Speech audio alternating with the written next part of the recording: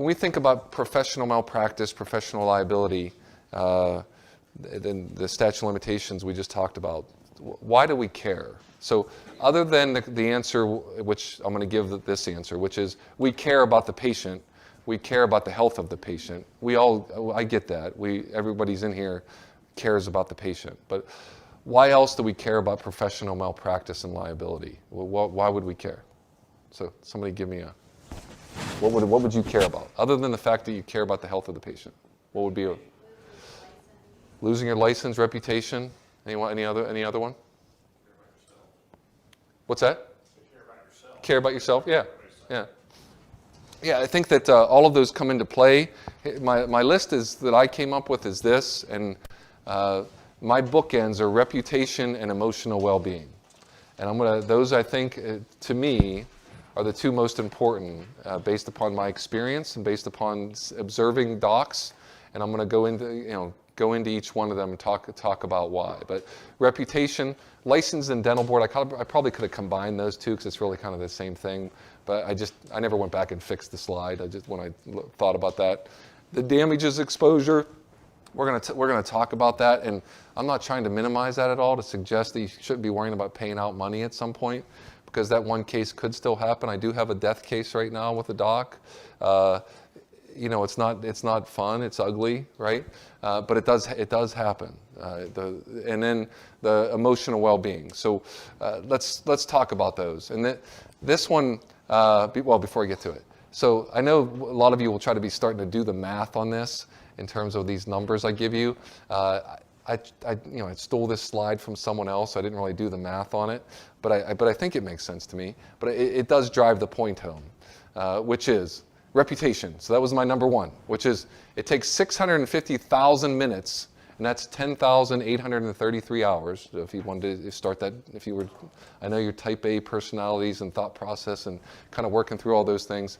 It's 10,833 hours to complete dental school and an entire career to build your reputation. So when we think about that for a second, I speak down at the Ohio State Dental School fairly often, and I talk about informed consent. That's one of the classes I teach down there, come in and to talk about the informed consent discussion. And one of the things I always bring up is, if you all look around right now, you know that one guy in here that you wouldn't want to have their hands in your mouth. Right? You know that one guy. You know who it is. And all of you could probably think back right now to dental school and say, it was 20 years ago or 30 years ago. I still know who it is. That person's not going in my mouth, right? Our reputation begins to build right then, right? We know who we would go to. We know who has the best hands, and I know it's you, but who else is it, right? That person's popping in your head right now too, in terms of who had the best hands.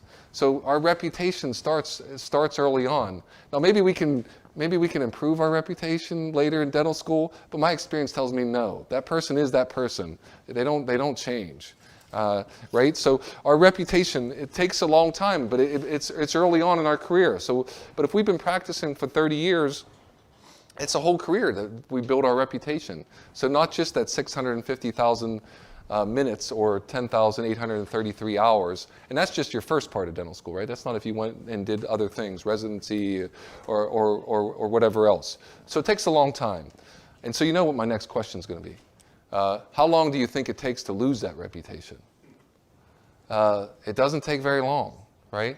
And we all have heard stories or seen stories or talk about you hear the one event shouldn't define a person. But guess what, unfortunately, especially with social media today, one event does define a person.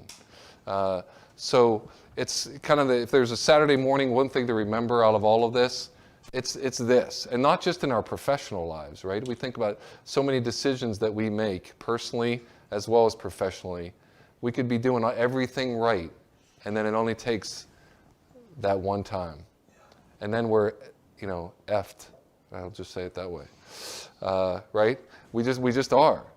So going back again, we put all that time and all that work in, and we get to that point where, boom, there it is. That event just happened, and now we're screwed.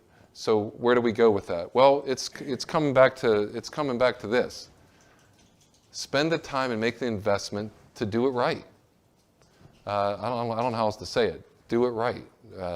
risk management, or anything else within your practice. When we get to the informed consent, I'm going to say a couple things about what's so important there, that I see too many people not taking the time and not investing in their own practice to do it right.